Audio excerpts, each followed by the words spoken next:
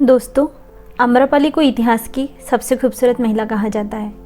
आम्रपाली की खूबसूरती की तुलना किसी भी चीज़ से नहीं की जा सकती है, लेकिन आम्रपाली की खूबसूरती ही उसके दुर्भाग्य की सबसे बड़ी वजह बनी। आम्रपाली को 16 साल की कम उम्र में राज्य के आदेश से नगरवधु बनना पड़ा। वह शायद इतिहास की इकलौती ऐसी महिला थी जिसे ऐसी बदनसीबी झेलनी पड़ी। एक खूबसूरत लड़की से नगरवधु बनने और उसके बाद भिक्षुनी बन जाने की यात्रा आइए जानते हैं। प्राचीन भारत में 500 ईसा पूर्व लिच्छवी गणराज्य की राजधानी वैशाली में एक गरीब दंपति को एक आम के पेड़ के नीचे एक लड़की पड़ी मिली थी। आम्रपाली के माता पिता का नाम ज्ञात नहीं है। वह आम के पेड़ के नीचे पड़ी मिली थी, इसलिए उसका नाम आम्रपाली रख दिया गया। आम्रपाली बचपन से ही दिखने में खूबसूरत थी। हर कोई उसको देखकर मोहित हो जाता। जैसे जैसे आम्रपाली बड़ी हुई वैसे ही उसकी सुंदरता और बढ़ती गई। उसकी आंखें जैसे कमल के फूल की तरह थी। उसके होठ तो गुलाब की पंखुड़ियों की तरह नाजुक, कोमल और गुलाबी रंग से भरे हुए थे। उसका बदन तो जैसे चंदन था। आम्रपाली एक औरत के रूप में अप्सरा थी। आम्रपाली अपने समय की सबसे खूबसूरत महिला थी। पाली ग्रंथों में उसके सौंदर्य का विवरण मिलता है। आम्रपाली जब अपनी उम्र के 16वें साल में थी तब आम्रपाली इतनी खूबसूरत थी कि नगर का हर पुरुष उससे विवाह करने के लिए उत्सुक था। हर पुरुष उससे विवाह करना चाहता था। हर पुरुष उससे संभोग करना चाहता था। पाली ग्रंथों के मुताबिक राजा से लेकर व्यापारी हर कोई आम्रपाली को पाना चाहता था। वो आम्रपाली को पाने के लिए किसी भी हद तक जा सकते थे, एक दूसरे को मार भी सकते थे। आम्रपाली के लिए शादी के प्रस्ताव के ढेर लग गए। इतने सारे विवाह प्रस्ताव की वजह से आम्रपाली के माता पिता बड़ी दुविधा में फंस गए थे। अगर आम्रपाली के लिए किसी एक को उसके माता पिता चुनते तो नगर के बाकी पुरुष खफा हो जाते। नगर में अशांति तक फैल सकती थी। नगर में खून की नदियाँ बह जाती। पाली ग्रंथों के मुताबिक वैशाली एक लोकतांत्रिक राज्य था जिसकी अपनी एक संसद भी थी। जब आम्रपाली की खबर वैशाली संसद के सदस्यों तक पहुंची तो उन्होंने इस मुद्दे पर चर्चा करने का फैसला किया। उन्होंने तय किया कि वैशाली राज्य की एकता और शांति के लिए सभी की खुशी ज़रूरी है। इसीलिए आम्रपाली को नगरवधु बना दिया गया। नगरवधु मतलब उसे वेश्या बना दिया गया। आम्रपाली पूरे नगर की दुल्हन बन गई, जिससे अब हर किसी से प्यार या फिर ये कहो कि हर पुरुष की प्यास बुझानी थी। आम्रपाली बस 16 साल की थी जब वो वेश्या बनी। आम्रपाली को नगरवधु बनाने से वैशाली के लोग तो खुश हो गए, लेकिन इस तरह से आम्रपाली अपनी ही खूबसूरती का शिकार बन गई। आम्रपाली की इसमें कोई सहमति नहीं ली गई। उसे बस आदेश का पालन करना था। उसका दिल टूट सा गया। उससे एक साधारण जीवन जीना था, बाकी औरतों की तरह। किसी की पत्नी बनके आम्रपाली को जनपद कल्याणी की उपाधि दी गई।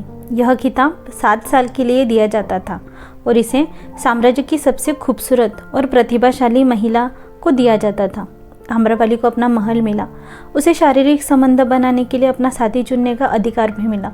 इसके साथ ही वह दरबार की नर्तकी भी बन गई। हर रोज़ कोई ना कोई पुरुष आम्रपाली के साथ संभोग बनाता और अपनी आत्मा को शांत करता, पर आम्रपाली की आत्मा तो मर चुकी थी। यहाँ तक कि वैशाली के राजा ने भी आम्रपाली से संभोग बनाया था। मगध और वैशाली कट्टर दुश्मन थे। वो दिनों में मगध का राजा बिंबिसार का पुत्र अजातशत्रु था। अजातशत्रु को अपना राज्य बढ़ाना था। उसके सपनों के बीच वैशाली राज्य आड़े आ रहा था। बिंबिसार ने भी 2 बार वैशाली पर आक्रमण किया था, पर दोनों बार उसे हार का सामना करना पड़ा था। वैशाली एक लोकतंत्र राज्य था। वैशाली के लोग और उसके सैनिक अपने स्वतंत्र के लिए लड़ते थे। उनके मनोबल और वीरता के सामने मगध टिक नहीं पाता था। एक दिन अजातशत्रु ने वैशाली से युद्ध की घोषणा की। मगध की राजमाता ने अजातशत्रु को खूब समझाया कि वैशाली से युद्ध मत करो, पर वो नहीं माना। वैशाली से युद्ध में उसे हार का सामना करना पड़ा। युद्ध के दौरान अजातशत्रु बुरी तरह से घायल हो चुका था।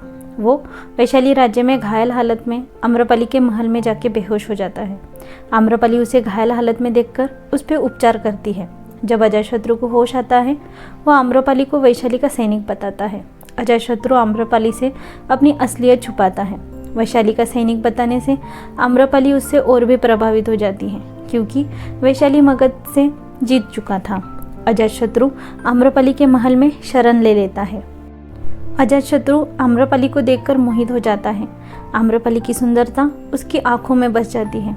आम्रपाली भी नगर का सैनिक समझकर उससे बहुत प्रेरित होती है और अजातशत्रु की कद काठी, उसका शरीर आम्रपाली को उसकी ओर मोहित करता है। दोनों एक दूसरे से मिलने लगते हैं और देखते ही देखते उनका प्यार परमान चढ़ने लगता है। वो दोनों प्यार में सारी हदें पार कर जाते हैं, एक दूसरे से संभोग भी करते हैं। अजातशत्रु के मन में कई बार विचार आता है कि आम्रपाली को सब सच बता दे, पर वो उसे खोने के डर से चुप रह जाता है।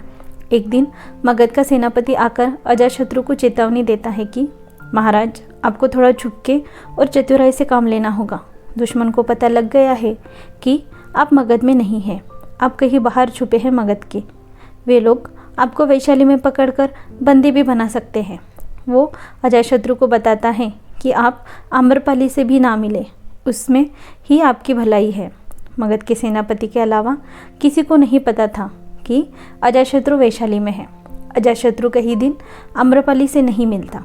आम्रपाली अजातशत्रु की याद में तड़पती रहती है। वो अजातशत्रु की राह देखती रहती है। अजातशत्रु भी आम्रपाली से मिलने के लिए तड़प रहा था। वो आम्रपाली से प्यार करता था और उसे अपनी रानी बनाना चाहता था। वो आम्रपाली को सब सच बता के अपने साथ ले जाना चाहता था। एक दिन वो जान हथेली पे लिए आम्रपाली से मिलता है और उसे अपनी सारी सच्चाई बता देता है। आम्रपाली तो मानो दुख के सागर में डूब जाती है। उसके पैरों के नीचे से ज़मीन खिंच जाती है। अजातशत्रु उसे अपने साथ चलने के लिए कहता है, अपनी रानी बनने के लिए कहता है, पर आम्रपाली मना कर देती है। उसे खुद पर घृणा आती है कि उसने एक दुश्मन से संबंध बनाए, दुश्मन से प्यार किया। वो अजातशत्रु को यहाँ से जाने के लिए कह देती है और खूब रोती है और उन दोनों का रिश्ता टूट जाता है, मानो एक पल में सब खत्म हो गया हो। आम्रपाली इस तरह दुखी होती है कि वो जनपद कल्याणी की उपाधि वापस करना चाहती है। वो नगर सभा को उपाधि वापस देने की बात रखती है, लेकिन उसकी ये बात कोई भी स्वीकार नहीं करता है। नगर के पुरुष उसके इस निर्णय से सहमत नहीं थे और नगर के पुरुष अपनी प्यास कहाँ बुझाते। इतनी सुंदर नगरवधु वो कभी भी खोना नहीं चाहते थे। उस सभा में एक मंत्री ने आम्रपाली से सवाल किया कि तुम ये फैसला क्यों ले रही हो। उसे वैशाली नगर की शपथ दिलाई गई सच बताने के लिए। आम्रपाली अपने नगर से बेहद प्यार करती थी और अजातशत्रु से भी। वो चुप रही, पर एक व्यक्ति आकर कहता है कि आम्रपाली दुश्मन राज्य के राजा अजातशत्रु से प्यार करती है और इसने अजातशत्रु के साथ संबंध भी बनाए हैं। ये बात आम्रपाली के एक दासी से उस व्यक्ति को पता चलती है। ये बात सुनकर सभा में मौजूद सभी के होश उड़ जाते हैं। वो सभा के सभी मंत्री आम्रपाली को दोषी बताते हैं, उसे देशद्रोही बताते हैं, उसे सजा की पात्र बताया जाता है। आम्रपाली को अपनी बात रखने की भी इजाज़त नहीं मिलती है।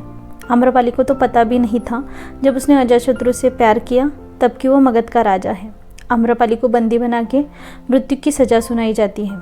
अजातशत्रु को इस बात का पता चलता है।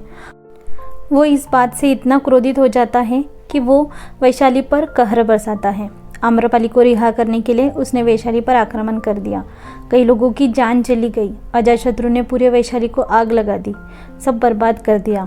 आम्रपाली को रिहा किया, लेकिन इस विभीषिका से आम्रपाली दुखी हो गई। वह अपने राज्य से बहुत प्यार करती थी। उसकी कीमत पर वह अपने प्रेम को नहीं पाना चाहती थी।